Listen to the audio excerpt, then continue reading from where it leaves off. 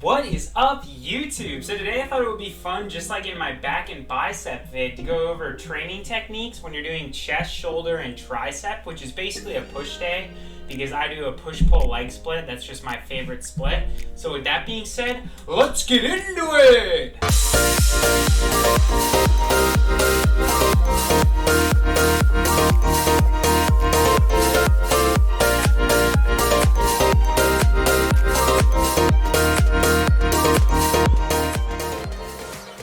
So the first exercise that I always like to do on my chest day is I either start with flat bench or incline bench. Now, chest is my weakest body part, so I'm not actually very strong. Please don't make fun of me.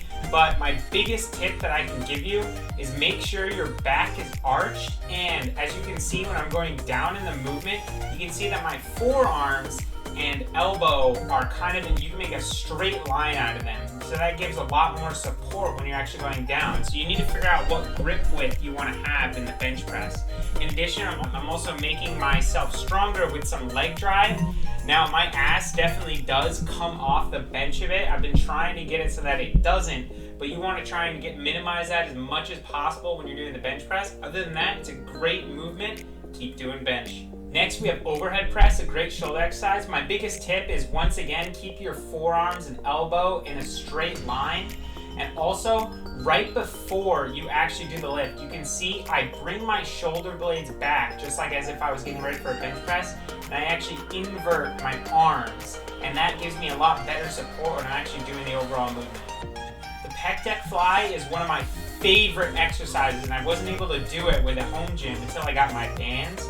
So it's not ideal because you don't have the same tension throughout the entire way. But my biggest tip for the Pec Deck Fly is make sure that you don't bring your shoulders into the movement by trying to stay in the same position all the way throughout. And also try and contract your chest as much as possible when you get to that latter half. Also, if you start out with a normal grip and then supinate when you finish, it's going to give you a lot better of a contraction. I also love doing lateral raises. Now, I like to do it with one arm at a time. Now, one thing to keep in mind is that there are some things you can cheat on, and I think lateral raises are one that you can cheat a little bit more than other exercises. It's not really going to hurt you. So I'm not going absolutely mayhem cheating, but I am doing a bit more cheating like on a bicep curl. My biggest tip though is to try not to lift the actual dumbbell, lift with your elbow, just like on the back and bicep vid where you did dumbbell rows. That is going to make it a lot easier to lift. Finally, we have straight dips. So I have to do straight dips instead of normal dips because I really don't have any place that I can do dips in my basement. But I find that a really good way to do straight dips is to make sure you go as slow as possible on both the eccentric and concentric part of the movement, and try and contract your tricep and lower chest as much as possible. So this kind of goes in with the overall tip for push day, is that you should be hitting all parts of your chest when you're doing push.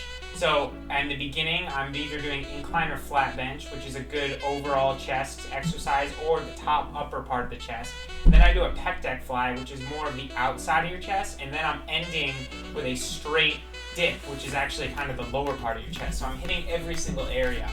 Now, that's a little bit of a short video, but I'm going to get a bigger one for you guys. I hope you enjoy.